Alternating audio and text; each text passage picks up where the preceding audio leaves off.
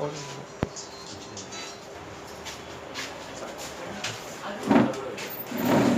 Chandrayangutta police station के पर एक हजरा बेगम बोल के एक औरत रहती। उन्होंने फूलबाग से सलाला जाते वक्त बीच में ऑटो में सलाला कने एक बैग घुमा ली।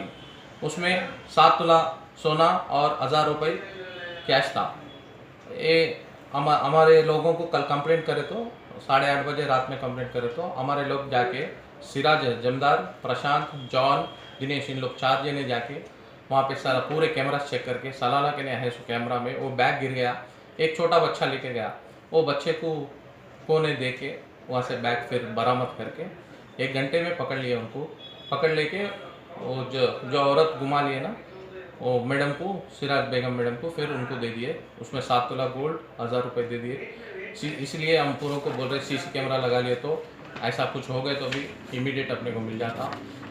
और चंद्रानगुट्टा हमको एक ही बोलने का, हर एक लोग घर में भी सीसी कैमरा लगाओ, इधर शॉप में भी सीसी कैमरा लगाओ, उसलिए चोरी भी पकड़ जाती। ऐसा कुछ गुम गए तो भी मिल जाता।